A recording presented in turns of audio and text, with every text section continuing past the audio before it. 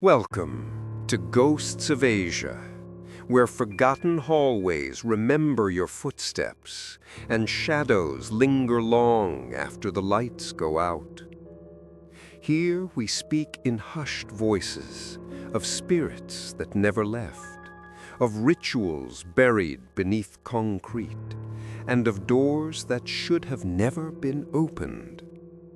Tonight's story is not just about fear. It's about disappearance, about what happens when a place chooses to remember you, even after the world forgets. They say room 404 doesn't exist, but on some nights, if you walk the hallway slowly, past room 403, you might find another door, a door with no peephole, a door that was never meant to be there. Welcome to tonight's haunting, room 404, the door that shouldn't exist. Make sure you never check in alone, and if you do, never look back when the door closes. The Lotus Grand Hotel stood like a silent watchman in the center of the city, elegant, glass-faced, and far too quiet for a place so large. Towering 29 stories high, with mirrored windows that reflected the sky's moods, the building was once the pride of urban renewal, a five-star oasis built on top of what used to be an old temple district. Lynn had stayed in dozens of hotels over the years. She was a travel vlogger after all, and her channel thrived on off-the-map locations. But the Lotus brand wasn't on any of her usual lists. She hadn't planned to stay there. In fact, she hadn't even seen it until the taxi stopped in front of it on a rainy evening in October. The driver, a man with heavy eyelids and a limp in his voice, had insisted this was the only hotel in the area with vacancies. No online listings, she had asked. He had only shrugged. Some hotels don't like being found. Odd, but it was late and the storm was making the roads invisible. So she stepped inside. The lobby was beautiful, but sterile. Marble floors that echoed too sharply. Fresh flowers that had no scent. A front desk staffed by a woman who spoke softly and typed without ever looking up. Behind her, a row of brass key cards hung like medals on a velvet board. "Welcome, Miss Vu," the receptionist said, her voice already knowing Lynn's name. "You'll be staying in room 405, 14th floor. The elevators are just past the koi fountain." Lynn blinked. "I didn't make a reservation." The receptionist smiled politely, handing her the key card. "Of course you did." Lynn hesitated for a second. Maybe her agency booked it. Maybe she was tired. Maybe the tea she'd had earlier was still making her feel disconnected. She glanced at her phone. No signal, no Wi-Fi, no notifications. She pocketed the key card and walked toward the elevators. The koi fountain was the only thing that felt alive. Real water, real fish. But even they swam in slow, mechanical circles, as if rehearsing something they'd done for decades. The elevator chimed. Polished mirrors on all four sides reflected Lynn 1,000 ways. She pressed the button for 14. As the elevator climbed, she noticed there was no 4 button, no 4th floor, no 14th, no 24th. And yet, the display said 14 as the elevator stopped and the doors opened. The hallway was narrow and dim, carpeted in deep burgundy, lined with abstract art and antique sconces that flickered even though they were electric. She passed room 401, then 402, then 403. Then she stopped. There, directly across from 403, was a door with tarnished brass numbers, not lit like the others, not polished, not new. It read 404. Lynn frowned. Her keycard said 405, but this wasn't supposed to be here. In most hotels across Asia, the number 4 is omitted from floor numbers and rooms because it sounds like death in many Asian languages. 404 especially, double death, was often considered cursed. But this door was unmistakably real. A black wooden door with peeling edges and no digital key slot. Just an old-fashioned brass knob that didn't quite fit with the rest of the modern hotel. She walked past it, trying not to look directly at it, and found 405 just tucked around the bend. The hallway turned sharply, as if trying to pretend room 404 never existed. Inside her room, everything seemed ordinary. Clean bed, beige curtains, complimentary bottled water, a TV that played static before she unplugged it. She unpacked slowly, listening to the soft hum of the air conditioning. But her thoughts kept returning to the door. That strange door. Was it a leftover from an older blueprint? A storage closet? A forgotten utility room? She pulled out her phone and began to record a short video, just some room footage for her channel. But when she replayed it, she noticed something strange. As the camera had panned past the hallway during her entrance, there had been movement. A brief flicker of light from under the door of room 404. Like a candle, flickering, just once. She replayed it, again. The flicker was there, but the human eye wouldn't have seen it. Only the camera caught it. The hairs on the back of her neck rose. She laughed nervously, trying to shake it off. Old hotel, weird wiring, no big deal, she whispered to herself. Still, she made a note to ask about it in the morning. That night, Lynn lay awake in bed, the covers pulled tight around her. It wasn't fear, at least not yet.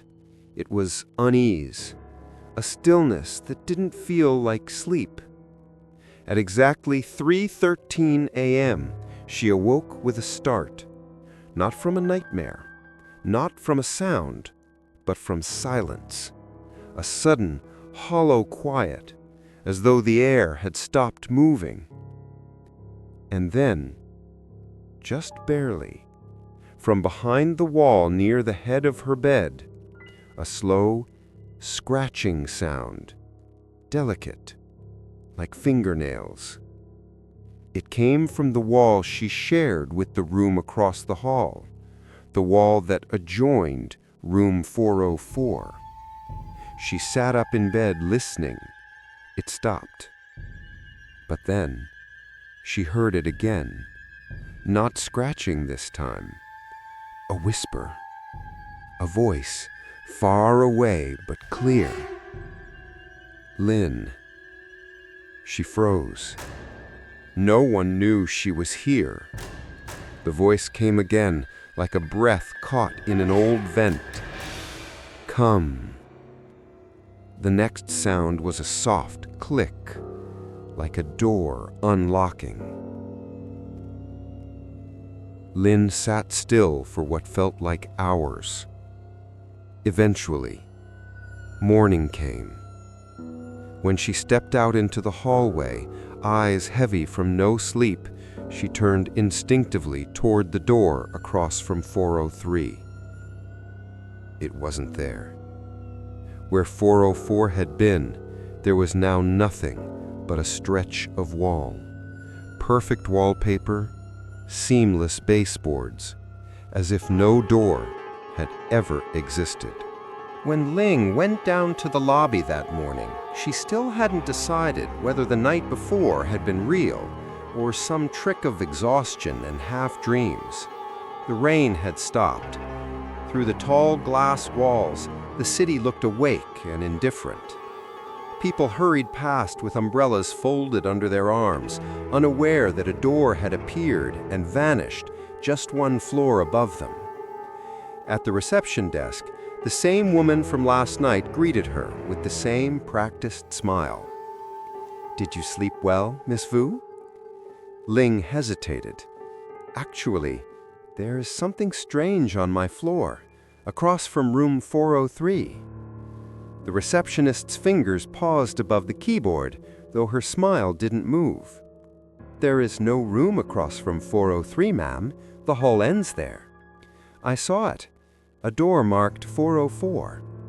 She waited for a reaction, some flicker of surprise, curiosity, anything. But the woman only blinked, as though the number meant nothing. Room 404 was demolished more than 10 years ago, after the accident. Ling frowned. What accident? A pause. Then the polite mask slid back into place. "I'm afraid I don't have details. That floor has been fully renovated since then. Perhaps you misread the number." "No," Ling said, firmer now. "I filmed it. It was there." The receptionist's fingers darted briefly toward the far end of the lobby, where an older man in a dark suit stood beside a trolley of suitcases, pretending not to listen. He had the posture of management. The receptionist's voice lowered to a whisper. "If you value good sleep, Miss Vu, I wouldn't look for that door again." And that was that. She returned to her keyboard, ending the conversation without ending it. Ling ate breakfast in the hotel cafe, though she barely tasted anything. The croissant flaked perfectly, the coffee steamed, the music was soft enough to be comforting. But under the clatter of dishes and polite murmurs, she felt a vibration, a hum in the air, low and persistent, like the building itself was breathing. She opened her laptop, trying to upload the hallway clip to her channel. The file refused to render. Every attempt froze at exactly 3:13 a.m. in the timestamp. Then the screen turned black and showed the error code 404, file not found. Ling stared at it for a long moment, then quietly closed the lid. By noon, she had convinced herself she was being dramatic. She needed fresh air. The city outside was noisy, reassuringly alive. Street vendors called to one another, the smell of grilled meat and rain mixing in the air. The world felt solid again. But as she circled back toward the hotel, she noticed something she hadn't before. The building looked older from the side street, its glass panels slightly fogged from within, its sign faded. And above the 14th floor windows, one of the blinds was drawn halfway down, as if someone was watching from behind it. When she looked again, it was gone. That evening, she returned to the front desk. The night manager was on duty now, a thin man with pale skin and dark circles under his eyes. His name tag read, Mr. Chan. "Can I help you, Miss Vu?" he asked, his voice even softer than the woman's. "I just wanted to ask about what your colleague said this morning, about room 404 being demolished. Why was it?" Mr. Chan didn't look up from his logbook. "Maintenance issue." "That's not what she said." He closed the book slowly. She shouldn't have mentioned it at all. "Was there an accident?" His eyes lifted. "There was an incident before my time." "What kind of incident?" His gaze drifted toward the elevators. "A fire, small, contained, but it left the wall unstable. We sealed that section permanently." Ling folded her arms. "Then why did I see a door last night? Why did I hear someone whispering through the wall?" For a heartbeat, something human flickered behind his tired eyes. "Because some doors don't stay sealed, even when the walls try to forget them." She waited for him to elaborate, but he turned away, pretending to adjust the paperwork. Back in her room, Ling replayed the night before again and again. The sound, the whisper, still echoed in her ears. She tried to laugh at herself, but the memory of the voice saying her name wouldn't fade. She opened her curtains. The city glittered below. Cars looked like rivers of light. It was comforting almost, until she saw something reflected in the glass. In the mirror-dark window, there was a faint outline of a door behind her. A door with brass numbers that read 404. She spun around. Nothing there, just her own door, leading to the hallway. Still, her heart thudded painfully against her ribs. Later that night, she decided to go see for herself. Maybe if she proved it wasn't there, her mind would stop replaying the whisper. She waited until midnight.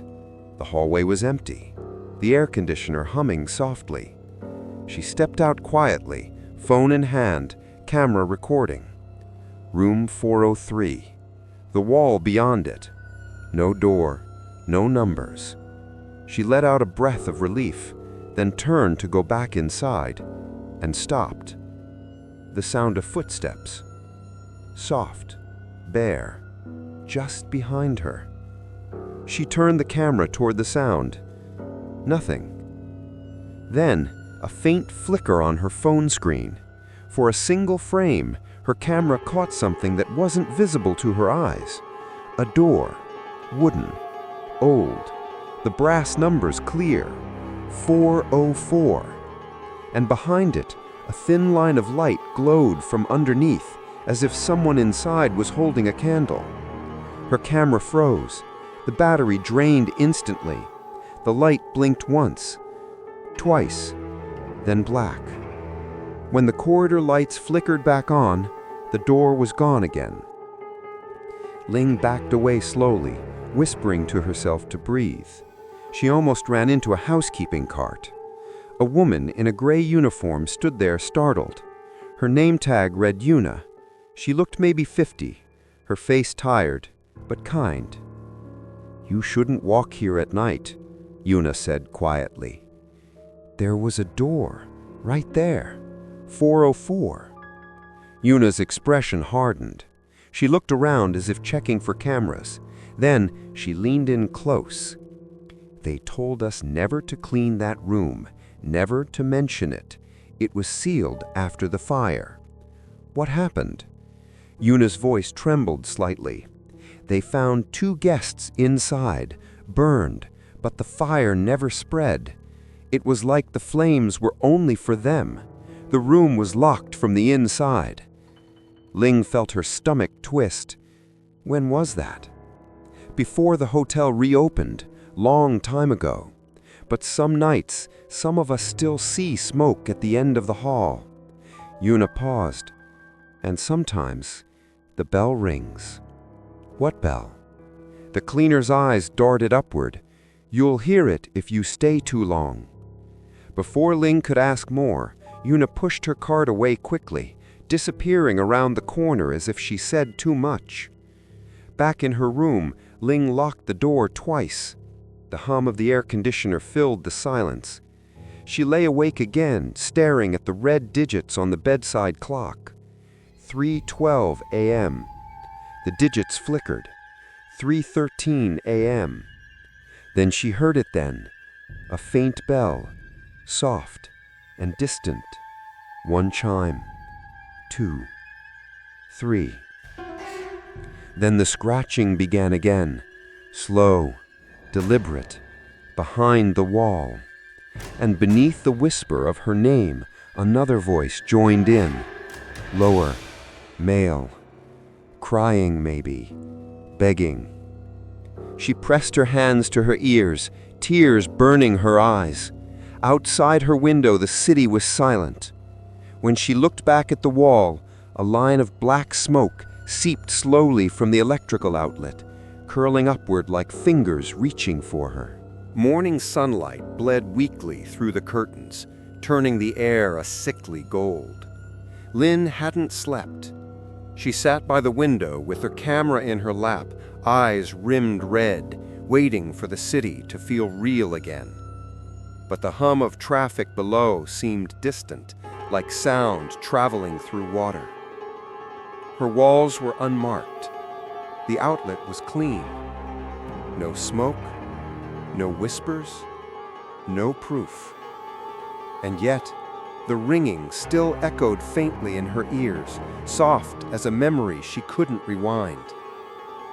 When she went downstairs for breakfast, the lobby looked unchanged. Same fountain, same sterile flowers. The receptionist greeted her with a rehearsed smile that cracked just a little at the corners. "Did you enjoy your stay, Miss Vu?" Lynn studied her face. "Your cleaner told me something last night. About the fire, about 404. The woman stiffened. "Housekeeping shouldn't disturb our guests with rumors. So there was a fire." The receptionist lowered her gaze. "Every building has its history, Miss Fu, but that room no longer exists. It's safer that way." Lynn leaned closer. "I heard voices through the wall." The woman's eyes flicked upward, filled with quiet warning. "Then you mustn't answer them." Before Lynn could reply, the concierge appeared behind the desk, clearing his throat. The conversation was over. That afternoon, Lynn uploaded what little footage she had. The clip of the hallway played perfectly until she reached the timestamp, 3:13 a.m. Then, static. The image distorted, warping into a smear of black and gray. For one frame, she swore she saw a face behind the numbers on the door, half hidden by smoke, half dissolved into light. Then the file ended abruptly with the words, "Error, 404, file not found." Her fingers trembled as she closed the laptop. The air felt heavier now, like the room itself was holding its breath. That evening, she decided to test something. If she could hear the whispers, maybe she could record them. Maybe the microphone would catch what her mind couldn't. She set her camera on the nightstand, lens aimed toward the wall shared with 404. Then she turned off the lights. The darkness wasn't silent. It pulsed with the rhythm of her heartbeat, with the hum of the air vent, with something else, something beneath. At first, there was only static. Then faintly, a sound like a nail dragging across plaster. Then breathing. Slow, measured, close. She held her breath. "Who's there?" she whispered. Silence. Then, clearer now, as if the wall had lips. "Why did you check in?" Lynn's blood turned to ice. "What?" The voice trembled between laughter and sobbing. "You shouldn't be here." She fumbled for the lamp, but the switch refused to work. The bulb flickered weakly, casting the room in dim orange. Another voice joined, the same low male tone she'd heard the night before. "Please, open it. Let us out." Her pulse hammered. "Open what?" The wall groaned. The wallpaper began to bubble outward, forming a faint outline, rectangular, door-shaped. And from that outline, another whisper slid through, this one soft, almost pleading. "Help me find the key." Lynn stumbled backward, tripping over her suitcase. The lights flickered, and for a second she saw something impossible. Hands pressing against the wall from the other side, stretching the surface like thin skin. Then darkness swallowed them again. Her camera continued recording. When the power finally returned, she played the clip immediately. The video showed the same wall, still and quiet. No voices, no movement. Except for one small detail she hadn't seen before. A shadow moved past the door across the hall. A woman's silhouette, barefoot, hair hanging wet against her back. The next morning she demanded to speak with management. Mr. Chan appeared again, pale and silent, holding his clipboard like a shield. "I need to change rooms," she said. He didn't ask why. "I'll see what's available. Anywhere but the 14th floor." He sighed softly. "Every guest says that." She blinked. "Excuse me?" He closed the book and met her eyes for the first time. "You are not the first to hear them. Some hear crying, some hear chanting. A few go inside." He hesitated. "But they never stay long." "There is a room there," Lynn pressed. "I saw it. You said it was demolished." "It was," he murmured. "Walls can forget, but the space remembers." "What does that mean?" Mr. Chan looked toward the elevator doors, his reflection thin and warped in the metal.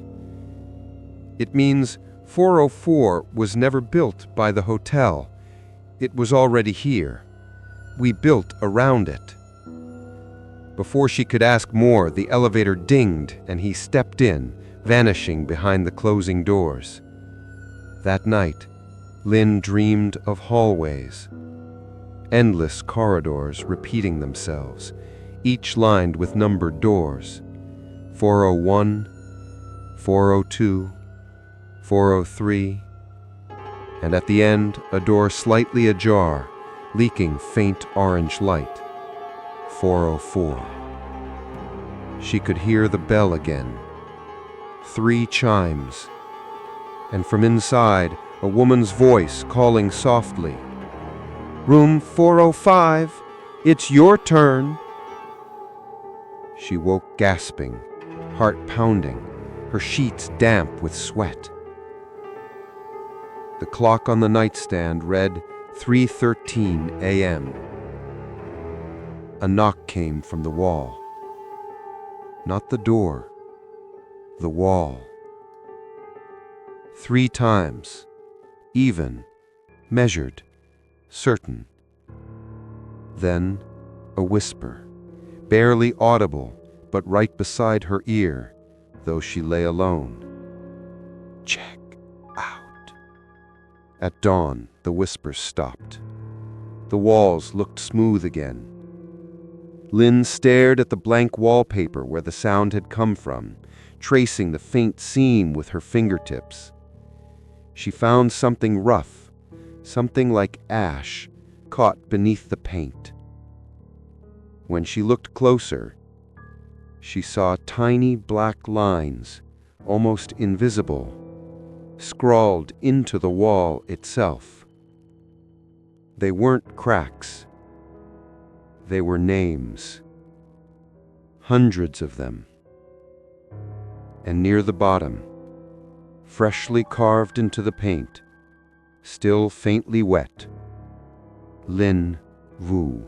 Lynn didn't go back to sleep. She sat motionless at the edge of the bed as sunlight crept into the room. It painted the floor in long golden bars, but nothing about the light felt warm. It only made the silence sharper. The name on the wall stayed with her. Not just the sight of it, but the feel, the weight of it, as if the room had called her by name, written it down before she'd even heard the first whisper. And if her name was there, how many others had come before? That morning, she ordered a black coffee from the cafe downstairs, but didn't drink it. She sat in the far corner by the window, eyes on her laptop. She didn't open her editing software. Instead, she typed one phrase into the search bar: Lotus Grand Hotel plus room 404 plus missing persons. The first few results were useless. Travel blogs, TripAdvisor reviews, tourist snapshots of koi fountains and rooftop pools. Nothing out of the ordinary. Polished, polite. But then, buried pages deep, she found it. An old blog post, archived, not indexed by Google anymore. Dated over a decade ago. The layout was crude, the font uneven, as if it had been hastily published and forgotten. The headline read, "My sister never checked out. The room that wasn't there." Lynn clicked. The entry was written by a woman named Mai. She described how her sister, Hien, had checked into the Lotus Grand shortly after its grand opening. She had reserved room 405, but Mai claimed Hien mentioned a strange door across the hall, something about flickering lights and voices through the wall. Hien never checked out. Her belongings were never recovered. The hotel said she left without a trace, no refund, no explanation. The digital booking logs had no record of her stay. Mai wrote, and when I asked the front desk about room 404, they said there was no such room. But I found an old blueprint, dated before the grand opening. Room 404 was marked clearly, and someone had written beside it in red ink, "Do not enter. This space is sealed." The blog ended abruptly. No follow-up, no comments. When Lynn refreshed the page, it vanished. 404 error, page not found. She stood and walked slowly back through the lobby, her footsteps too loud on the marble. Something had changed. The koi didn't move when she passed. The air was thicker now, dense with silence. At the elevator, she hesitated. Her reflection in the mirror panels looked wrong, like it was a second behind.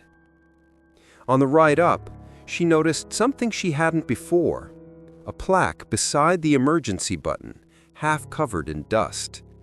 The inscription was in Vietnamese and faded, but she could just make it out. Kong Phai Moi Ken Der Del Xing Cha Ngui Song. Not every door is meant for the living. When she stepped out onto the 14th floor, she stopped breathing for a moment. Room 404 was there. Solid, present. The brass numbers newly polished. The wood clean, dark, intact. The door stood silent, waiting. Her hand twitched toward her phone, but she didn't reach for it. Instead, she walked to room 403, crouched low, and slid a folded brochure under the crack of the door across the hall.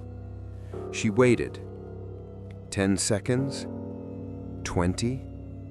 Then, soft as paper dragged by breath, the brochure slid back under. But now, something had been added. In black ink, scrawled messily on the back, "The room wants to be remembered." Lynn gasped and took a step back, and as she did, the door to room 404 was gone again, as if it had never been there.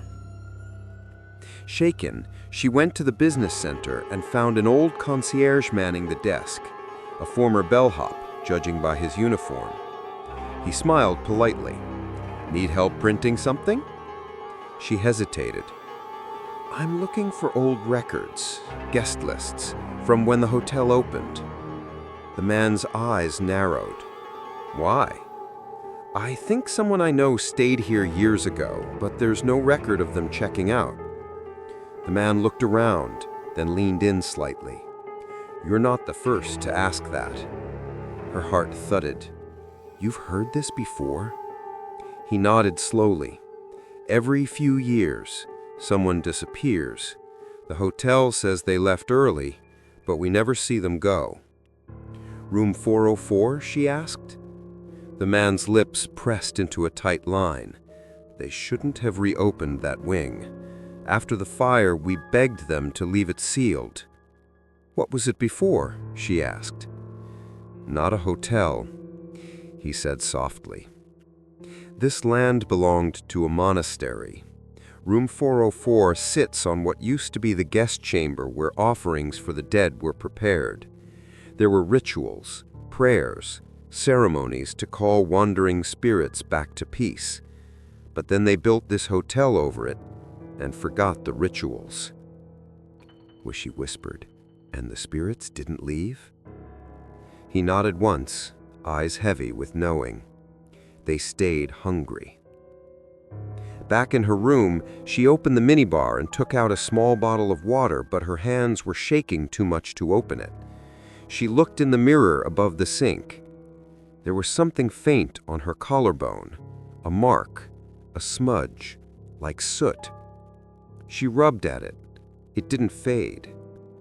She opened her laptop again, typing faster now, desperate. She searched social media hashtags, old message boards, obscure travel forums. And that's when she found them. Dozens of comments, scattered, buried, disconnected, all telling the same story. I heard scratching through the walls at night. There was a door across from 403, but it vanished in the morning. My brother never came home after staying there. The camera caught a woman in red standing outside the room. No one else saw her. The room keeps opening, but never to the same year. The pattern was too clear to ignore.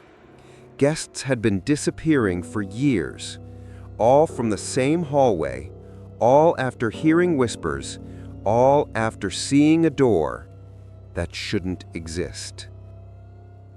That night, Lynn placed her ear against the wall once more, not to record it this time, but to listen, really listen. The static was still there, underneath the sound of the air vent. Then, softly, came a voice, one she recognized. Hers, from the night before. A playback of her own whisper. Who's there? Then a delay, and another voice replied, You are.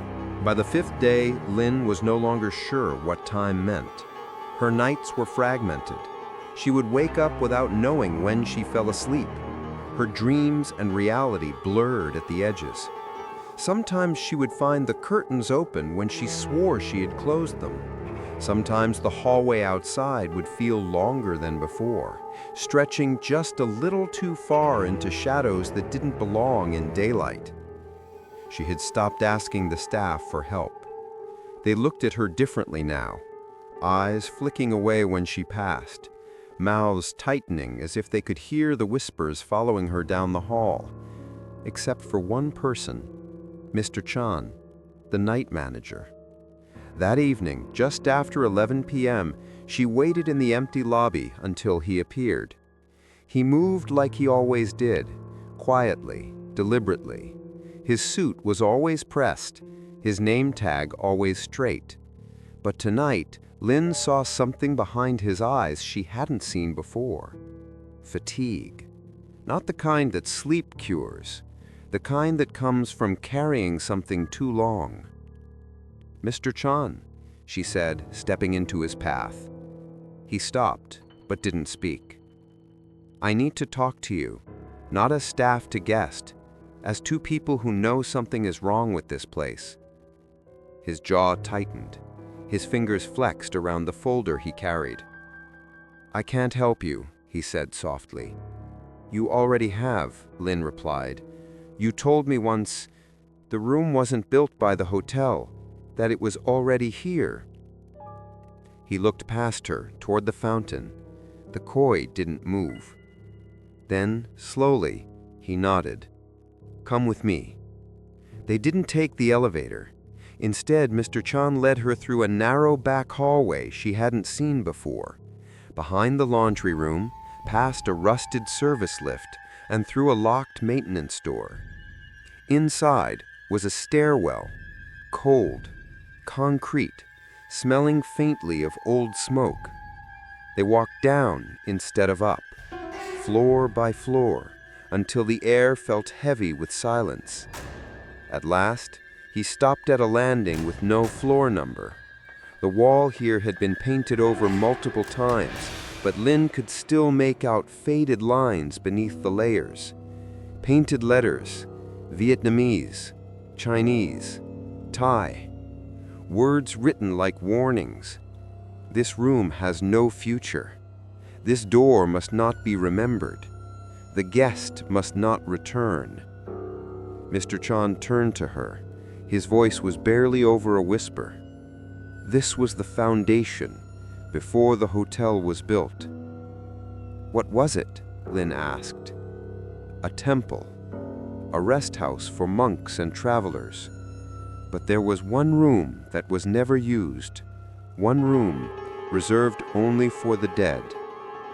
He looked at her then, really looked. They called it the Chamber of Holding. Spirits that refused to pass on were kept there, bound by ritual until someone could send them home. Lin's breath caught. But the ritual stopped. He nodded. Developers bought the land, tore down the temple, built upward. But they didn't destroy that room. They couldn't. Why?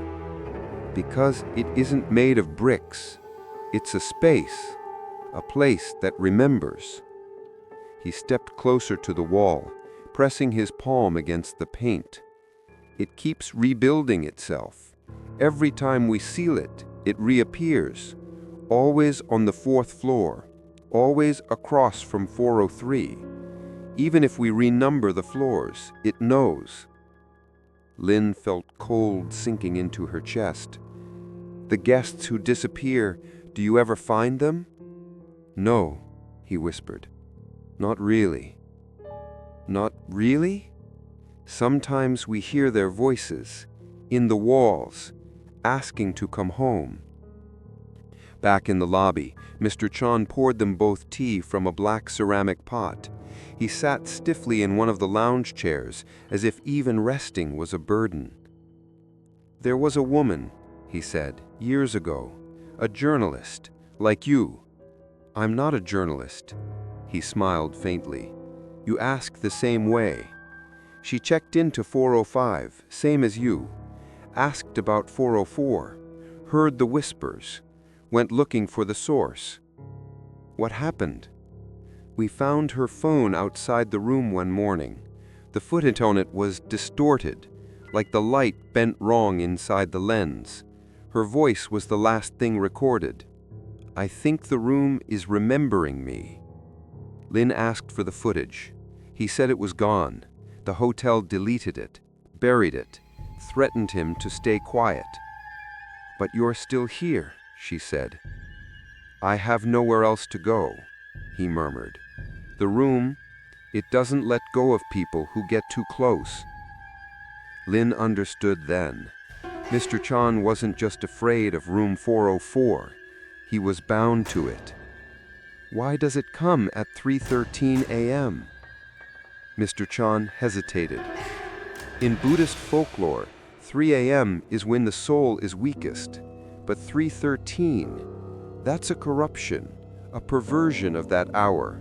The number 4, 2, means death. 1 + 3 + 1. 3 bells, 1 knock, 3 calls, 1 vanishing. His voice lowered to a whisper. Everything in that room adds up to death. Later that night, Lin lay in bed staring at the ceiling. She should have left, she knew that now. She should have taken the stairs, fled the building and never looked back. But something was holding her. Not just fear, curiosity, a need to see what had taken so many others. And beneath that, guilt. She didn't know why yet, but she felt like she'd been here before, like the room had waited for her. At 3:13 a.m., she heard it again. 3 chimes of a bell, 1 slow knock on the wall. Then her own voice echoed back to her in a whisper. "Lynn, come closer." She sat up, trembling.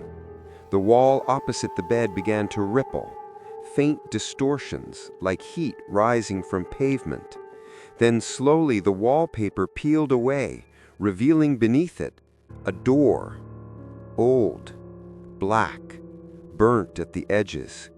The numbers glowed faintly in brass, 404. And behind it, the sound of breathing. Not one breath, dozens, maybe more. Waiting. The next morning, Lynn didn't speak to anyone. She left her room early and wandered the city for hours, past the cafes and narrow alleys, across overhead walkways full of strangers who didn't know her name, and into shopping centers where the air smelled like perfume and electricity. But no matter how far she walked, her mind stayed trapped on the 14th floor of the Lotus Grand Hotel, on that door, room 404. It wasn't just appearing anymore. It was spreading, like ink through fabric.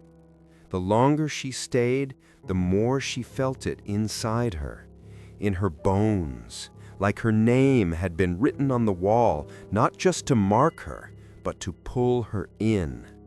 She returned to the hotel just before sunset, the air thick with humidity and dusk.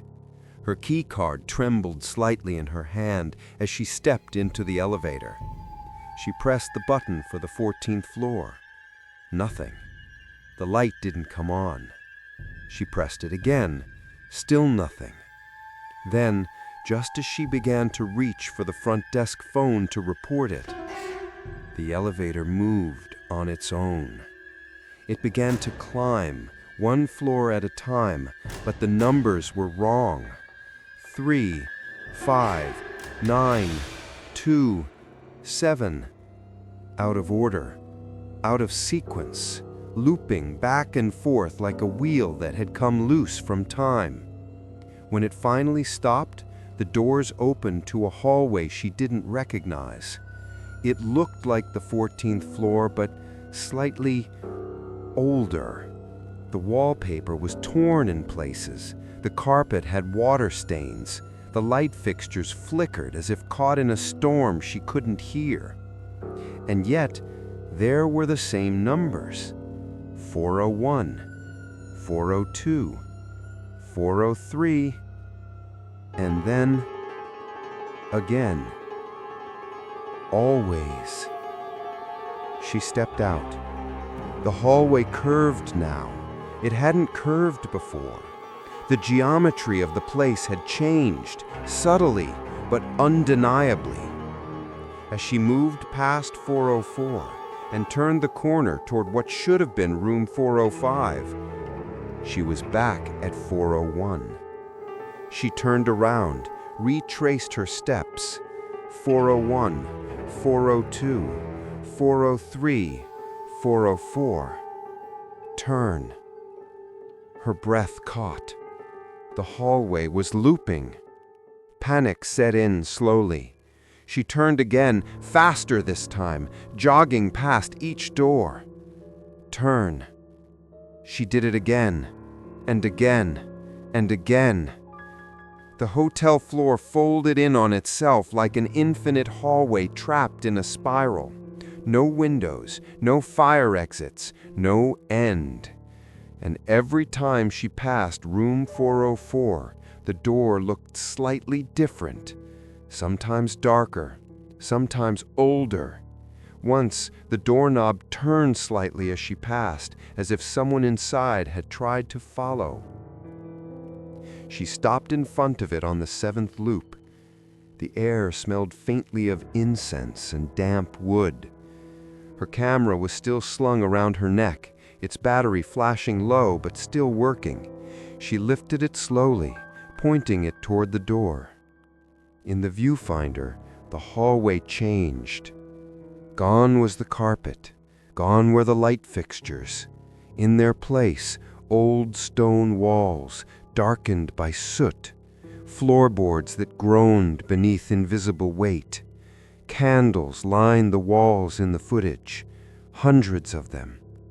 But when she looked up with her own eyes, the hallway was empty again. Only the camera could see what had been before. Her phone buzzed. One notification. You have one new voicemail. No number, no missed call. She tapped play. The message was less than 3 seconds long, but it chilled her to the core. It was her own voice, soft, frantic. I can't get out. I can't get out. Then, static. Lynn slammed her hand against the nearest door. 401. Locked. She tried 402. Locked. Locked. Back to 404. The door was slightly open now. A line of warm light spilled out across the hallway like a tongue. She didn't touch it, not yet. Instead, she whispered to the door. She didn't know why. She just needed it to hear her. What do you want from me? For a long moment, silence. Then, from within, the voice of an old man, tired, faint. You came back. She staggered backward. No, I didn't. But deep down, she wasn't sure anymore. Her hand shook as she fumbled for her keycard. 405, the number she'd been assigned, her actual room. She pressed it to the next door she saw. It worked. The lock clicked open. She stepped inside, and immediately she knew this wasn't her room. The wallpaper was different, darker. There was no luggage, no welcome basket, no mirror above the sink. But there was one thing, a photo on the desk, a still frame from a CCTV camera. It showed her standing in front of room 404, and behind her, something with no face, only shadow, leaning over her shoulder. She turned and fled the room. This time, when she stepped into the hallway, it was different again. The loop had broken, but the world was still wrong.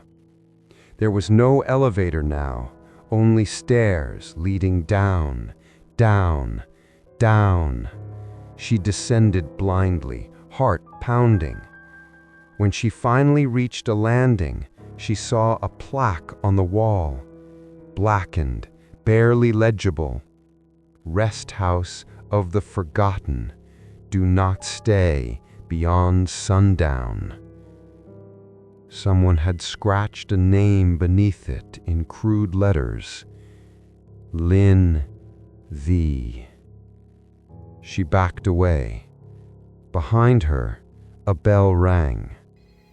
Once, twice, 3 times.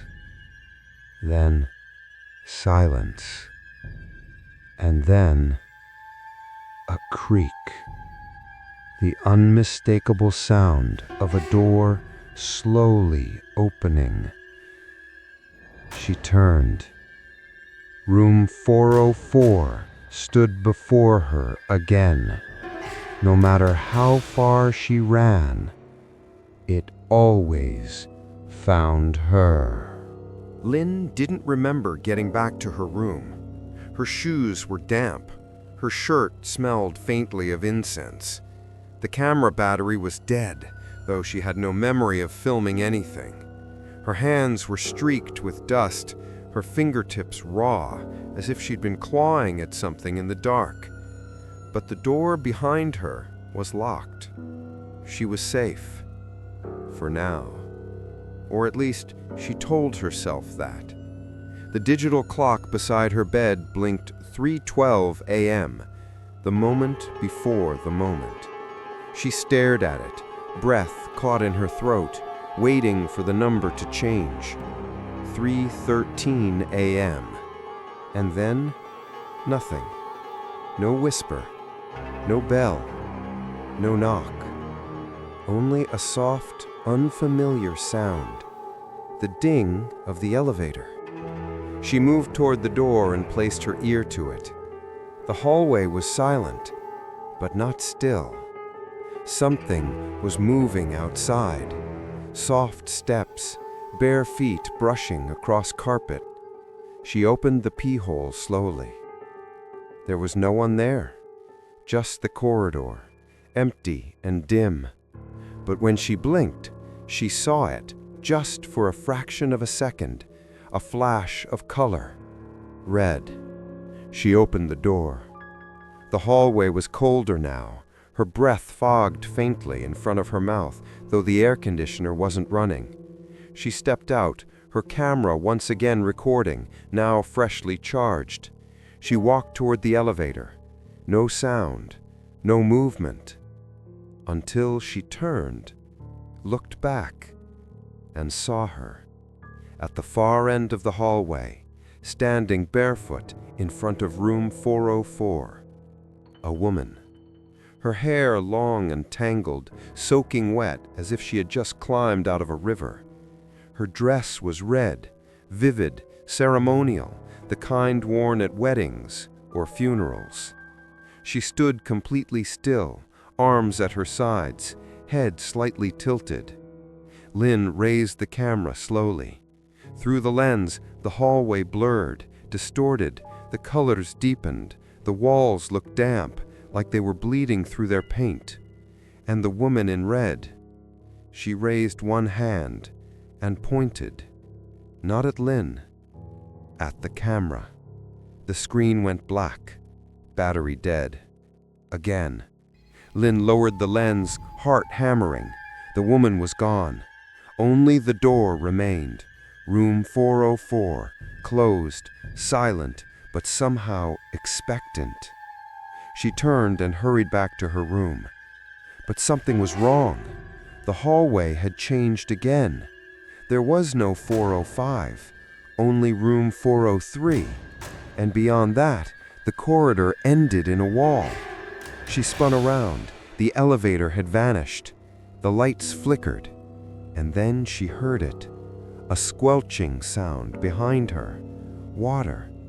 She turned just in time to see a wet footprint appear on the carpet. Then another, and another, leading toward her. But no one was there. Only the prints, dark, fresh, cold, trailing down the hallway as if someone unseen had just walked through her. Lynn slammed her door shut, locked it twice, and backed away. She turned on every light, pulled the curtains open.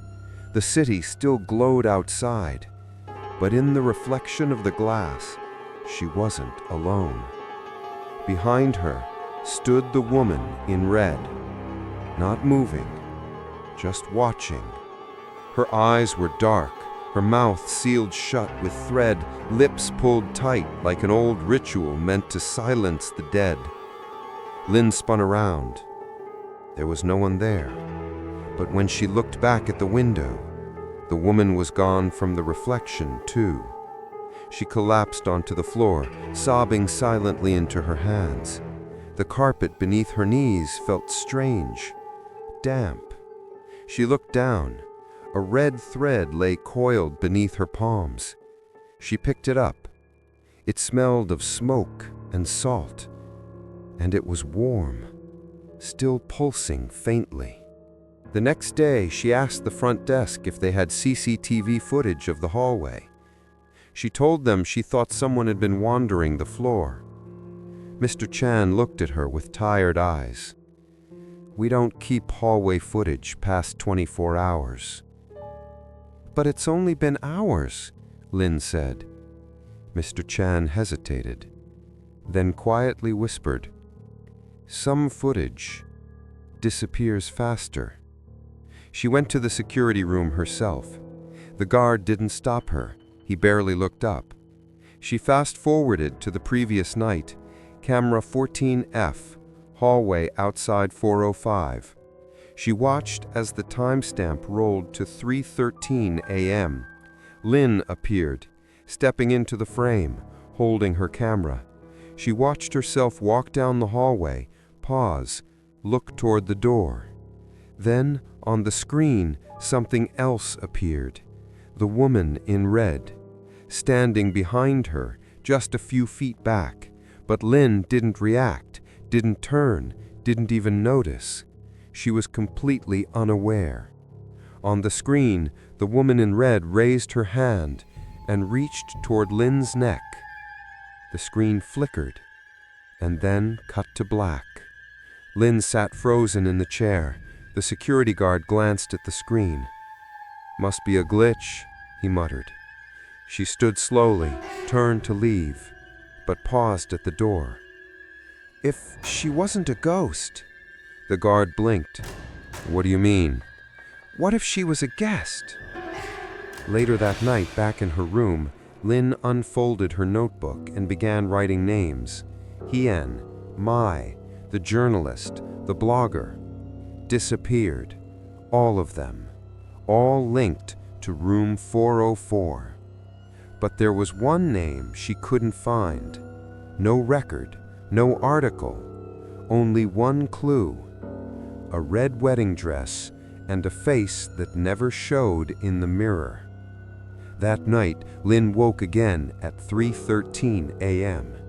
She didn't move, she didn't speak, but when she opened her eyes, the women in red stood at the foot of her bed. Not angry, not violent, just waiting.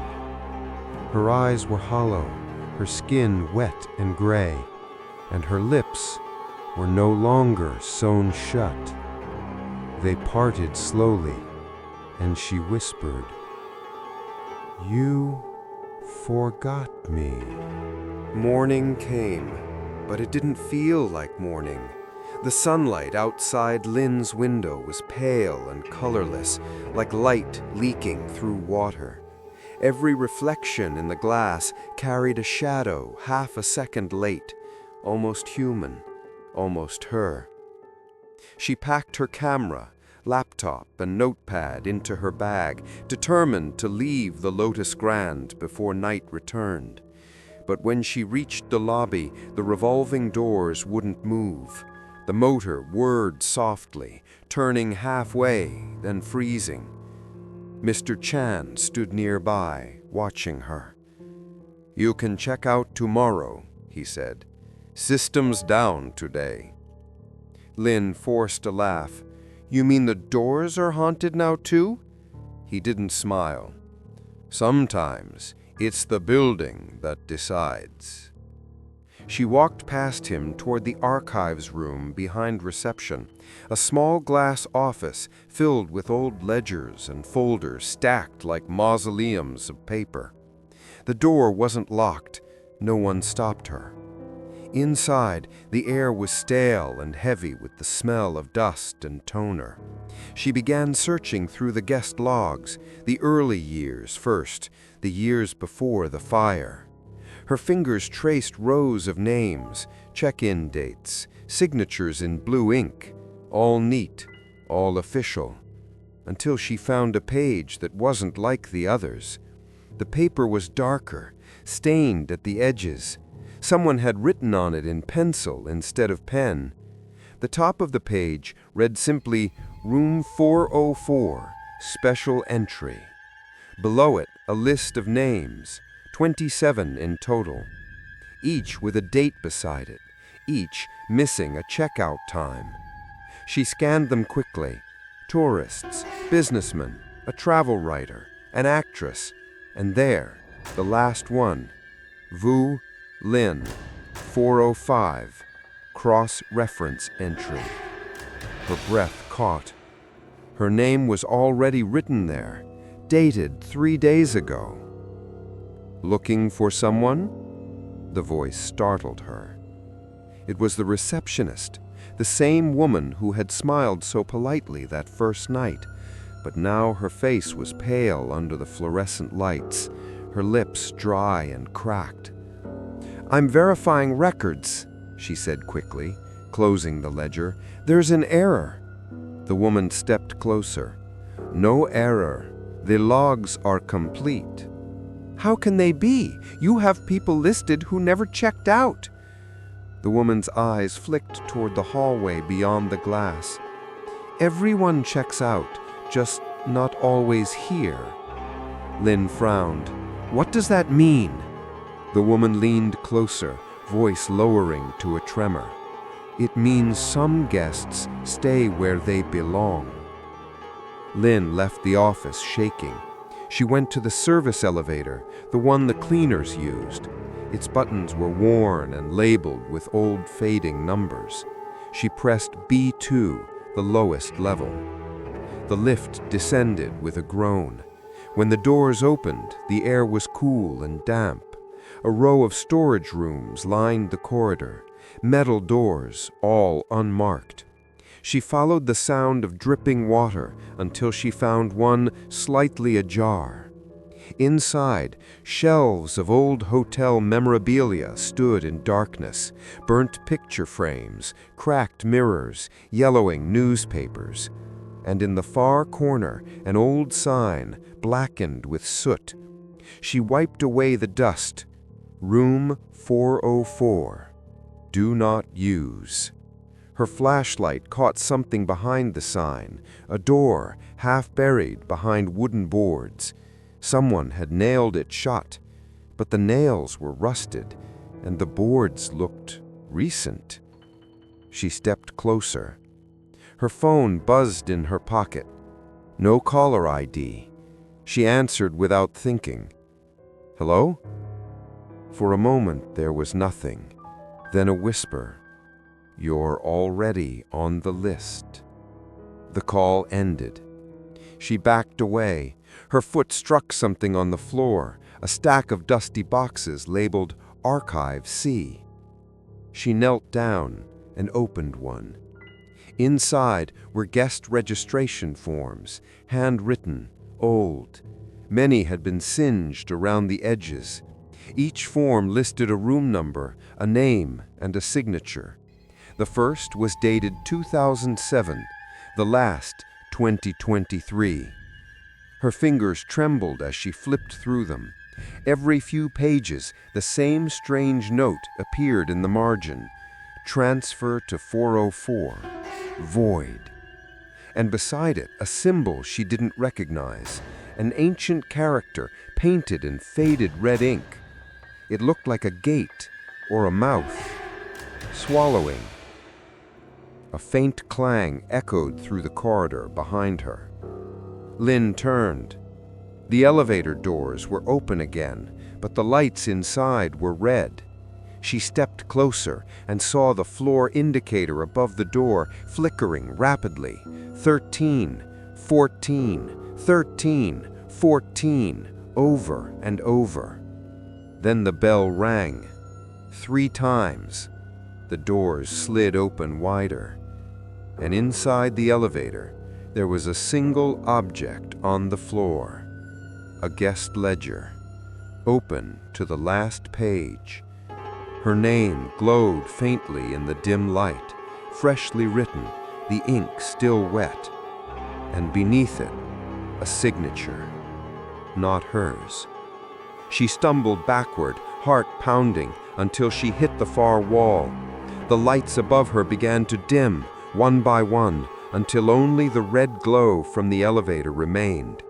A voice drifted from inside, soft and familiar. The woman in red. "It's not the room that kills you. It's being remembered by it." The elevator doors began to close. Lynn ran forward, wedging her hand between them. The instant she touched the threshold, pain shot up her arm. Her skin burned cold, and the lights overhead flickered violently. The door rejected her, as if the elevator itself had decided she wasn't allowed to leave. When she finally escaped back into the lobby, gasping for air, Mr. Chan was waiting. He didn't ask where she'd been. He didn't need to. "You went downstairs," he said quietly. I found the logs. My name's already there." He nodded slowly. "Then it's begun." "What's begun?" "The transfer. The room's chosen you." "No," she said. "I didn't go inside. I haven't opened it." Mr. Chan looked past her toward the elevator where the numbers still blinked between 13 and 14. "You don't have to open it. It opens itself when it knows your name." That night, Lynn sat by the window again, her reflection ghostly in the glass. She traced the outline of her face with trembling fingers, half expecting the woman in red to appear behind her again. But this time, it wasn't the reflection that moved. It was the city outside. For a brief second, the skyline changed. The neon lights vanished. The buildings were gone. In their place stood a monastery. Old, silent, burning. And above the flames, etched in the smoke, she saw the same symbol that was drawn beside her name. The gate. The mouth. Then the world blinked, and everything was normal again. Her phone vibrated on the table. A new voicemail. The display read, "From unknown, room 404. She pressed play. A single sentence whispered through the speaker. Calm, steady, final. Checkout confirmed. Ling no longer bothered turning off the lights. They flickered at night anyway. Every bulb, no matter how new, buzzed softly at 3:13 a.m., as if the electricity knew, as if the current in the wires held its breath when the door appeared. She had stopped sleeping, stopped eating. The days passed in fog. The staff no longer greeted her. The front desk stopped asking for her keycard. Even the koi in the fountain turned their slow circles without rippling the water, like they too were caught in a loop. Only one thing stayed constant. The door. Room 404. Always waiting. She set up the camera again, one last time. She had studied its rhythm now, the appearances, the timing. 3:13 a.m. That was when the door turned real. Not a memory, not a glitch in the wall, but a door, hinged, heavy, breathing. And if she captured it, frame by frame, maybe she'd understand. Maybe she'd see what was behind it, before it pulled her in. The camera was aimed directly at the hallway. She sat beside it, wrapped in a blanket, sweat on her skin despite the cold in the room. The clock ticked past midnight, then 1, then 2, each minute dragging slower than the one before. At 3:12 a.m., the hallway was still empty, but the air changed. Ling felt it first in her ears, a pressure, like being underwater. Then in her chest. Her heart slowed, heavy, her breath came shallow. The shadows in the hallway deepened. 3:13 a.m. The door appeared. It didn't materialize with a sound. It didn't slam or creak. It just was. 1 second, a blank stretch of wall. The next, a solid wooden door, blackened edges, brass knob, the number, 404. Her camera caught it all. And this time, it didn't glitch. It recorded smoothly, no static, no corruption, because the room wanted to be seen. Ling stood slowly, approaching the door from behind the camera. It was fully formed now, tangible, casting a shadow. A soft line of orange light glowed underneath it, like candlelight warming the floor. She placed her palm against the wood. It was warm, almost alive. She leaned in, listening. From behind the door, a voice murmured, not loud, not threatening, just sad. I was waiting for someone to come back. Ling's breath caught in her throat. Who are you? No answer, but a shape moved behind the crack in the door. Not a person, a silhouette. Too tall, too still. And then the knob turned. She stepped back. The door creaked open just slightly, just wide enough to let the candlelight spill into the hallway. She raised her camera. Through the lens, she saw the inside. Not a hotel room, a shrine, stone walls, no windows, dozens of candles lining the floor, and in the center, an old woman kneeling. Her hair was long and white, brushing the floor like trailing roots. She rocked slowly, hands folded in her lap, murmuring something Ling couldn't hear. But her lips bled. Her mouth was stitched shut with red thread. And behind her, a wall full of names, burned into the stone. Ling looked closer through the viewfinder. The names glowed faintly. She recognized some. Hien, Mai, Vu, Ling. Her name was there again, but this time it was not at the bottom. It was in the middle. She zoomed in. The stone was older than the hotel, older than the city, but her name was burned into it like it had been waiting all along. She stepped forward, and the candlelight flickered, as if disturbed by wind, but there was no wind. Then the woman in red stepped into view, not from behind the old woman, not from the shadows, from the wall itself. She emerged from the stone like breath exhaled from a body that had been holding it for years, and her eyes met Ling's through the lens. She mouthed one word, "Stay." Ling backed away, the camera still rolling. The door creaked slightly wider, as if inviting her in. She didn't move. Then, suddenly, the lights in the hallway burst to life. The digital clock in her room blinked. 3:14, and the door slammed shut. Gone. Just wall. Her camera shut off on its own. And the footage? Corrupted again. Every frame turned black. Every file renamed. You've seen enough. That morning, Ling played the audio separately. One clip survived.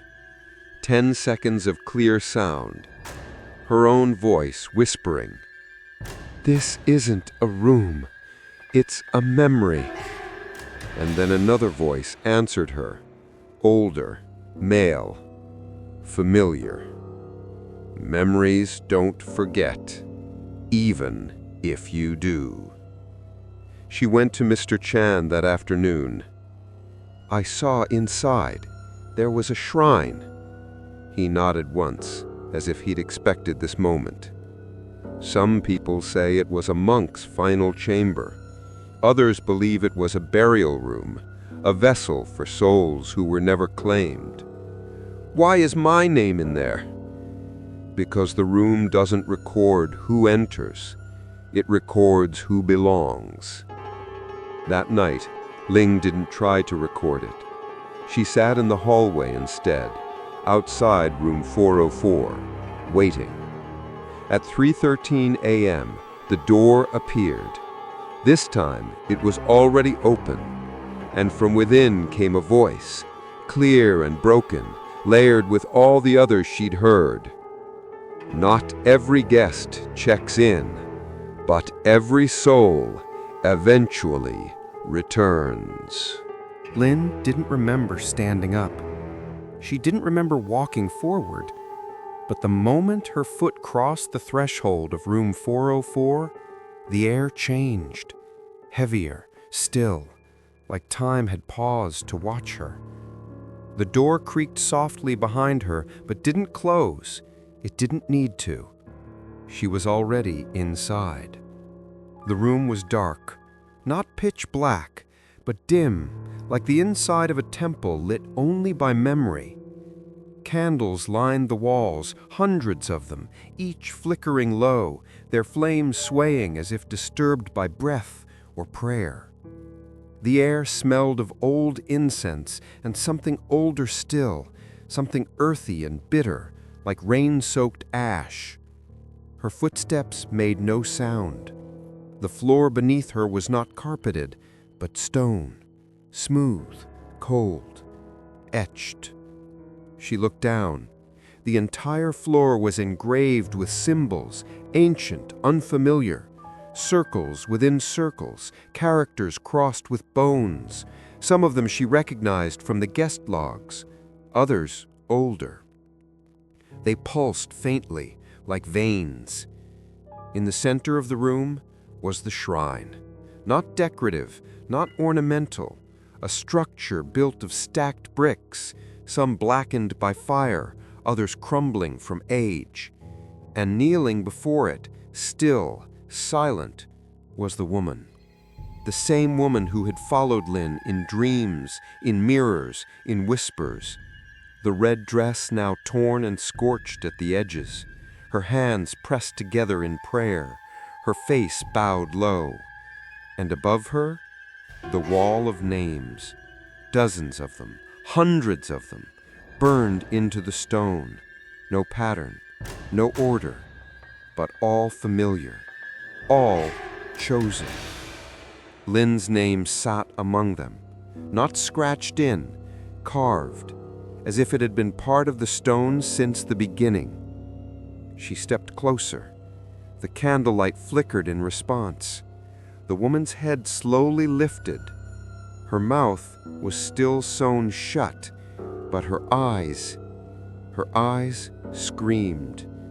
Lynn dropped to her knees, breath caught in her throat. She reached forward, and the woman in red leaned toward her. Their foreheads nearly touched, and then Lynn heard her, not through ears, but through her skin, through her bones, through the memory of herself. They stitched my mouth so I couldn't name the one who left me here. The voice was inside her head. It echoed without sound. Lynn whispered, "Who did this to you?" The woman blinked. Tears slipped down her face, but they were black, like ink, like soot. "They burned the temple to forget, but I remember everyone they buried inside it." Lynn turned toward the wall. The names shifted. Letters peeled like bark. Some names faded. New ones appeared, alive, breathing. Her name now pulsed, not past tense, present, still here. A bell rang, soft, distant. From behind the shrine, a second door opened, stone, narrow, barely wide enough to walk through. Lynn stepped forward, but the woman in red grabbed her wrist. Her sewn mouth trembled as if trying to speak, and in Lynn's head, the voice returned. "Not all who are remembered can leave. Not all who forget are free." Still, Lynn stepped through. The stone corridor was tight and sloped downward. As she walked, the air thickened with smoke. The walls were scorched. Soot stained her fingers as she brushed them along the side. And then, at the bottom, another room, a circle. No doors, no exits, only walls lined with mirrors. She looked into them and saw herself, but not as she was now, not as she'd ever been. In one, she wore a monk's robe, her hair shaven, her eyes hollow. In another, she was dressed in red, barefoot, stitched at the mouth. In another, she stood inside the Lotus Grand, years ago, behind the check-in desk, greeting guests. Each reflection, a life, a memory, an identity. And then in the final mirror, nothing. No reflection at all. Only the door, room 404, opening again. She stepped back into the shrine room. The woman in red was gone. Only the candles remained, burning lower now. One by one, they began to flicker out. And with each flame extinguished, a name on the wall faded, until only one remained, Lin Wu. Burning, still alive, still remembered. Then, finally, the door behind her shut, slowly, softly, like breath drawn at the end of a prayer. She woke up in her bed, soaked in sweat, eyes burning. The clock read 3:14 a.m. Her camera sat on a nightstand, still recording. She reached for it and paused. Its screen was black, but her reflection stared back. And beside her, in the screen, the woman in red. Morning returned like a lie. Ling awoke to birdsong she didn't believe in, to light that didn't feel earned. Every muscle in her body ached, her lips were cracked, and her throat tasted of smoke. For a long time she didn't move. She just watched the curtain sway slightly, though the window was closed. Her camera lay beside her on the bed, its battery full, though she hadn't charged it. The red light blinked gently. It was recording. She picked it up, hesitated, then pressed play. Static, then darkness, and beneath the static, a sound. Dripping, then a voice, not hers. The offering was wrong. She sat upright, heart pounding. The voice was low, ragged, like someone speaking through smoke. "What offering?" she whispered. No answer. She replayed the clip again, and this time, between the static, she heard faint chanting, a language she didn't know. Then the sound of a bell, 3 times, and then clearly, "You fed the wrong spirit." Later that day, she went looking for Mr. Chan. He wasn't at the front desk. The lobby was empty. The koi fountain was drained. The air smelled faintly of oil and iron. She found him eventually in the chapel-like room behind reception, the one she had never seen open before. The walls there were lined with old Buddhist statues, each wrapped in thin red thread. Offerings of fruit and incense sat in neat rows, but every fruit had rotted black. Every incense stick was burned down to its base. Mr. Chan was sitting cross-legged on the floor, eyes closed, whispering. "What are you doing?" Ling stepped closer. "Apology, but I think it's too late." "For what?" He opened his eyes. They were bloodshot, sunken. "For building over their resting place." He motioned toward a small altar at the far end of the room. On it stood a bowl of water, perfectly still, reflecting the ceiling lights. "Every year, we make the offering. Flowers, rice, prayer. The 4th night is for the wandering ones, the ones without names. If the offering isn't accepted," he paused. "The door opens." Ling's breath trembled. "But why me?" Mr. Chan stared into the bowl. "Because you filmed it. Because you remembered." He reached behind him and lifted something wrapped in red silk. It was an old wooden tablet, cracked through the center. On its surface, written in faded calligraphy, were the words, "Hon Hong Mu Ian, Spirit Without Rest." This was found in the foundation after the fire. The builders didn't understand. They thought it was decoration. They sealed it into the wall. "The wall behind 404, Ling whispered. Mr. Chan nodded. "It wasn't supposed to be walled up. The spirit was meant to be fed, honored, but when they sealed the tablet inside concrete, the spirit was starved. Starved for what? He looked at her. For recognition.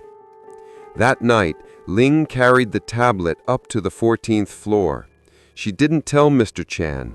He had fallen asleep at the altar, his whisper finally silenced. The corridor was darker than usual, the air thick as steam. She placed the tablet in front of the place where 404 would appear, and she waited. 3:11 a.m., 3:12 a.m., 3:13 a.m. The door emerged from the wall, slowly, like it had been holding its breath all day. The candles inside were already burning, and this time the woman in red didn't wait in silence. Her stitched mouth had come undone, threads dangled from her lips. She whispered hoarsely, "You brought it back." Ling knelt, hands shaking, holding the tablet toward her. "I just want to end this." The woman's eyes flicked toward the bowl of water inside the room, an identical one to the altar downstairs. "Offer it," she said, "but don't look away." Ling stepped into the doorway, holding the tablet over the bowl. The air grew colder. Her breath came in clouds.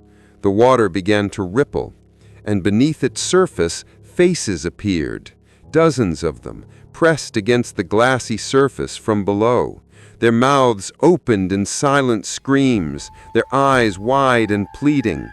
The ripples grew stronger, the bowl vibrated, and then the surface broke. A hand shot up from the water, gray and thin, grabbing the edge of the bowl. Ling gasped, dropping the tablet. The hand seized it and dragged it down into the water. The bowl cracked in half, the candles went out, and the door slammed shut. When she woke, she was on the hallway floor. The tablet was gone. The bowl was gone.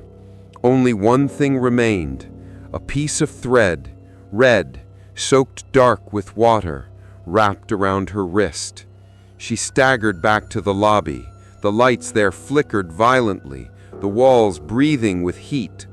The koi pond was full again, but the water wasn't clear. It was black, thick, still.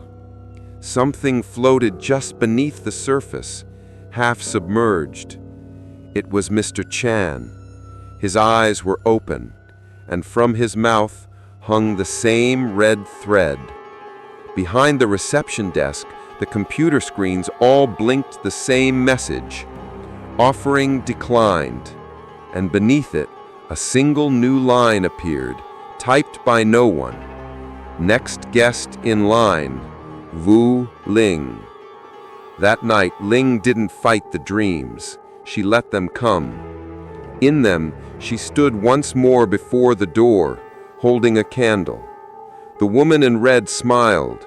Her mouth was whole again, and behind her, the wall of names burned brightly, every name glowing gold except one, Ling's, still dark, still waiting.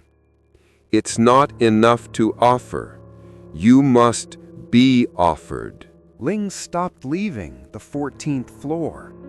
She no longer wandered the city or looked for escape routes. Something had shifted, not just around her, but inside her. The Lotus Grand no longer felt like a hotel. It felt like a body. And room 404 was its heart, beating behind a door that pulsed with memory and ash. The staff no longer acknowledged her presence. They passed her in the hallway without glancing up. The receptionist never returned to her post. The koi and the fountain remained still, the water unmoving, like glass poured over the dead. Even Mr. Chan was gone. And yet the hotel continued to operate. Elevators still chimed. Room service trays still appeared outside doors. But she never saw who left them. Only one door ever seemed to respond to her presence. Room 404. At 3:13 a.m., she stood before it again. No camera, no offerings, no questions, just stillness. The door opened before she could touch it.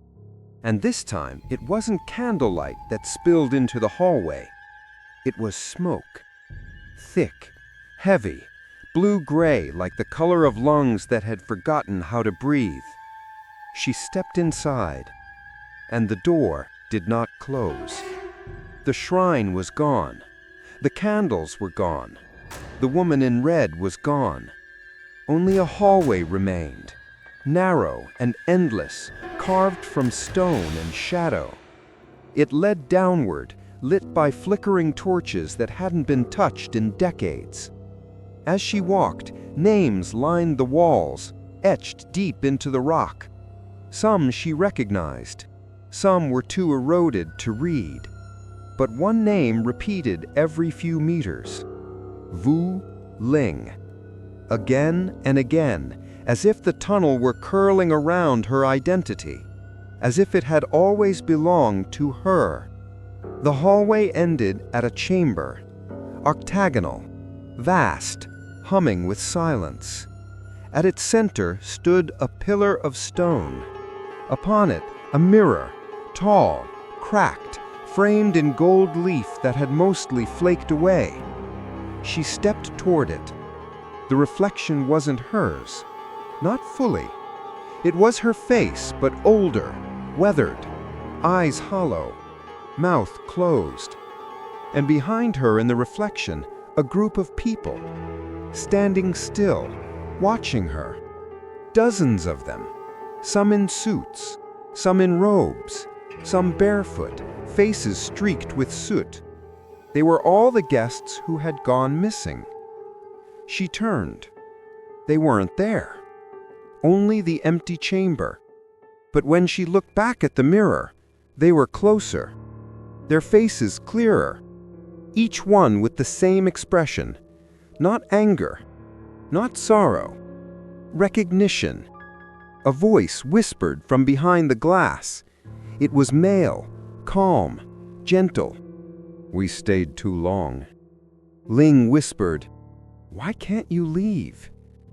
The mirror flickered, and the voice answered, "Because no one remembers us." The mirror cracked down the middle, and behind it, a door, smaller than room 404. No number, only a slit of darkness beyond it. She stepped through. The space was impossible.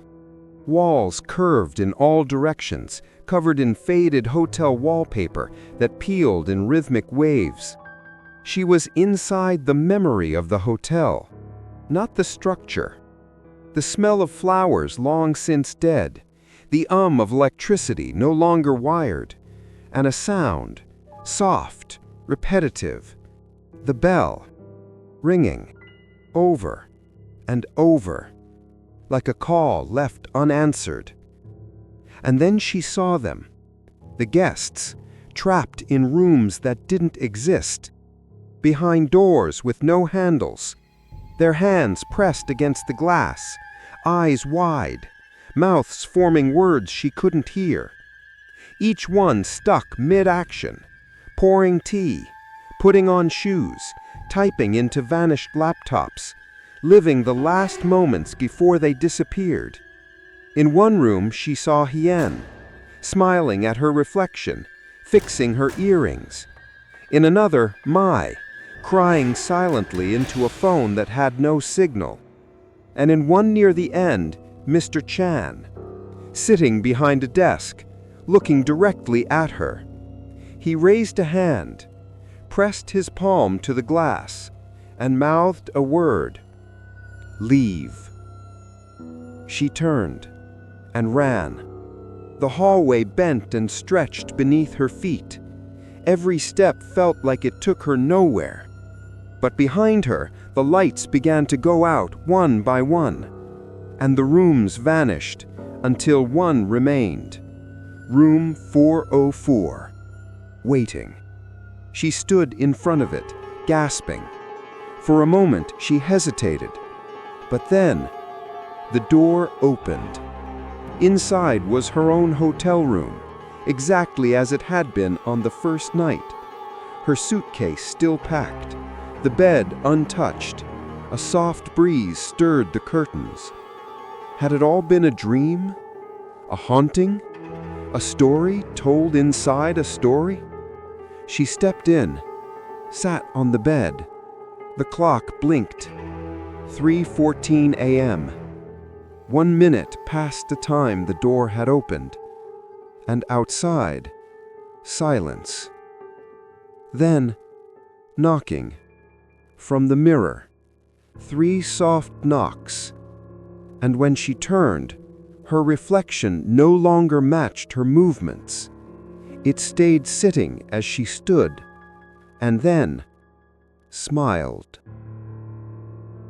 Lynn didn't remember falling asleep, but she woke to the sound of something dragging across carpet, a soft, deliberate scrape, as though a suitcase were being pulled outside her door and never quite reaching the elevator. She sat up slowly. The lights were off. The room was cold, and her name was written on the window glass, traced in condensation. Vu Lin. She checked the hallway. Empty. No sound. No people.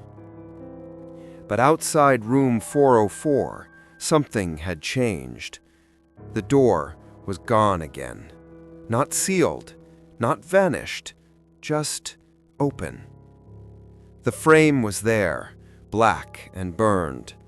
The hallway inside stretched further than it should, and at the far end, an elevator. Lit. Waiting.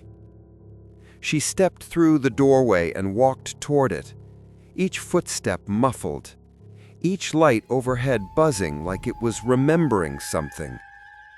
She reached the elevator and pressed the button.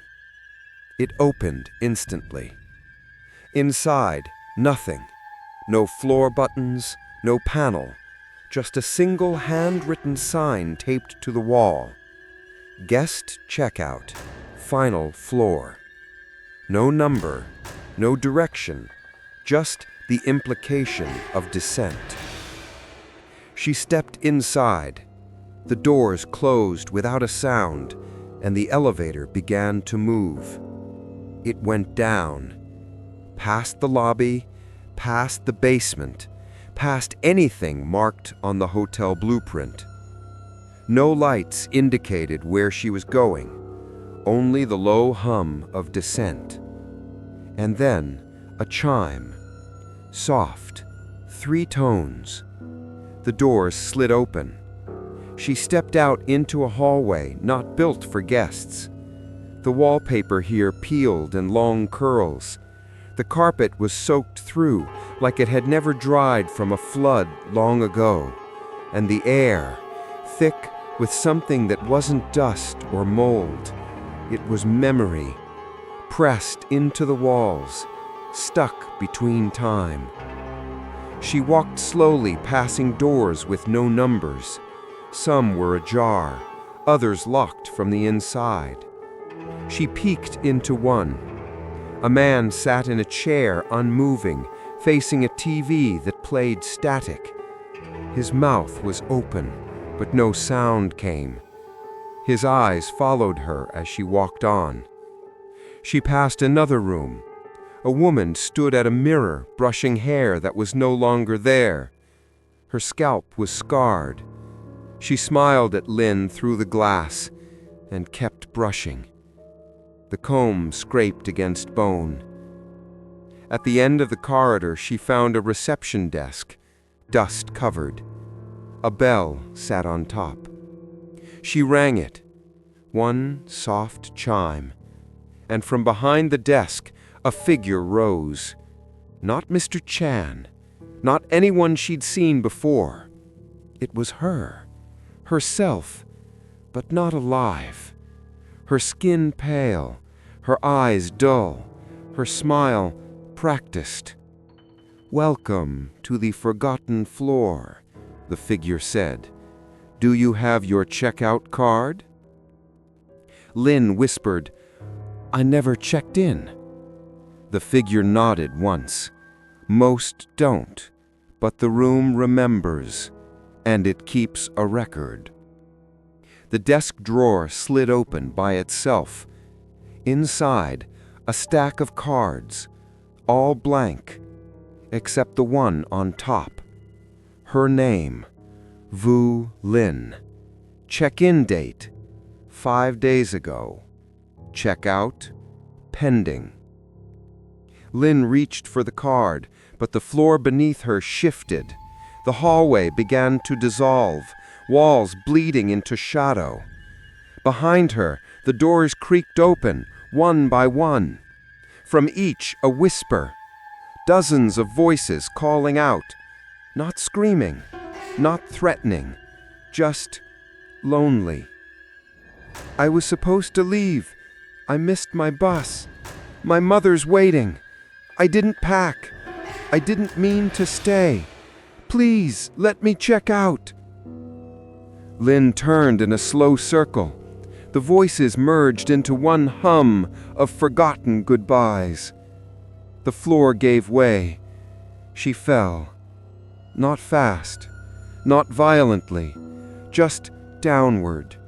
Through ceilings, through old floorboards, through abandoned prayers, until she landed softly on carpet in room 405. Everything was as it had been, neat, sterile, forgettable. She stood, disoriented, and opened the door. Outside, the hallway was normal again. No 404, no smoke, no candles, just the dull hum of electricity and silence. She walked to the elevator, pressed the button. It opened. Inside were 2 guests, a couple, young, laughing softly. They looked at her with polite confusion. "Are you going down?" the man asked. She stared at them, then looked at the panel. All the floor numbers were there. Even 4, even 14, even 404. She blinked. It wasn't lit, but it was there. She stepped back, let the doors close, returned to the hallway, looked back toward 403, and beside it, a stretch of blank wall. But, for a brief second, she saw it, the outline of a door, only visible if you didn't look directly at it. She returned to her room, packed her bag, sat on the edge of the bed. Her camera was missing, but on her phone, one video remained. It was her, asleep, but something stood beside the bed, watching. She couldn't see the face, only a hand reaching toward her forehead. The voice in the recording whispered, "Checkout is not departure. It's erasure." The click ended, and the file deleted itself. She stood, took one last look at the mirror. Her reflection didn't move, didn't smile, didn't blink, just stared, waiting. Lynn didn't check out. Not officially. She left her room quietly, long before sunrise. The hallways were dim and still, the silence deeper than usual. No guests, no footsteps, no breath behind the walls. She walked past the concierge desk without looking back. The lobby was empty. Even the koi were gone. Nothing in the fountain but still, black water. The doors opened this time, not by force, not by command, but by recognition. Like the building had finally finished remembering her. Outside, the street was alive again. Cars, lights, pedestrians. But everything felt thinner, like it had been copied from memory. Lynn moved like someone stepping into a dream they'd already lived. She flagged a taxi. The driver never asked where she was going, just nodded like he'd picked her up before. At home, her apartment was as she'd left it, but something had changed. The walls felt closer, the mirrors darker, and every device, her phone, her laptop, even the cloud backups, had one file missing. Only one. The folder labeled Lotus Grand Footage. Gone. Every file, every photo, every note she'd written. 404. File not found. She emailed the hotel. No reply.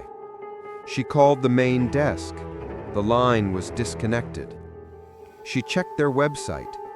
It still existed. Slick, modern, polished. But when she searched the guest directory, nothing came up. She scrolled to the bottom of the homepage and clicked Floor Plan. Each floor was listed, 1 through 29. She opened floor 14. Rooms 401, 402, 403, 405, 406. No 404. Not even a gap.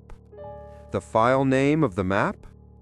Deleted room.png. She returned to the hotel 2 days later, just to see it again, just to prove to herself it was still there. But something was wrong. The glass tower at the center of the city was gone. In its place, a construction site. Scaffolding, tarps, workers digging at a foundation that looked older than the ground around it. She approached one of them.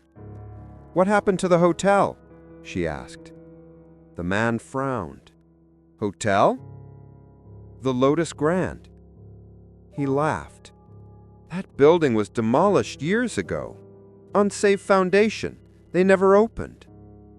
Lynn felt her throat tighten. "That can't be right. I just stayed there." The man looked at her with genuine confusion. "I've been on this crew 3 years. This land's been empty the whole time." That night, Lynn went through her belongings again. Inside a side pocket of her suitcase, she found something she didn't pack. A room key card. Black, faded, smelling faintly of smoke. She turned it over. No name, no number. Just a scratched indentation at the bottom. 4 digits. 0404.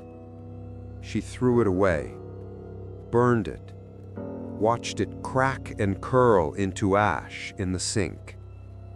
And still, that night, at 3:13 a.m., her doorbell rang 3 times. She didn't answer. In the morning, a postcard sat on her doorstep, yellowed, burnt around the edges.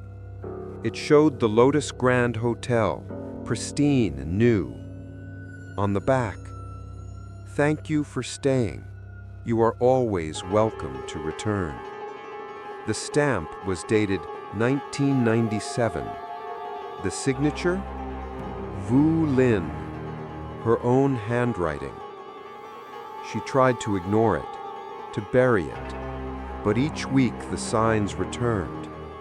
A flicker in a mirror, a bell she hadn't placed, a dream that felt too specific. She moved cities, changed phones, deleted everything. But in each new apartment, room numbers skipped the 4th floor, and the hallway outside her door always echoed, as if it remembered more than it should. One day she passed a stranger in a hotel lobby, someone checking in alone with a suitcase that looked like hers. They paused as Lynn walked by. Their eyes locked, and the stranger whispered, "I heard the scratching, same as you." And Lynn knew then, It wasn't just her. The room didn't haunt people. It remembered them, kept a record, and sometimes, if you were quiet enough, if you forgot to look away, you'd hear the knock again, even years later, even when the building was gone. They say room 404 doesn't exist, that hotels skip it for superstition, that it's just a number. But Lynn would tell you otherwise, if you could still find her. But her channel is gone. Her emails bounce back, and no one seems to remember where she went, except for one final line on an archived website buried deep in an old forum thread. Do not film the door. Do not say its number aloud, or it will remember you too.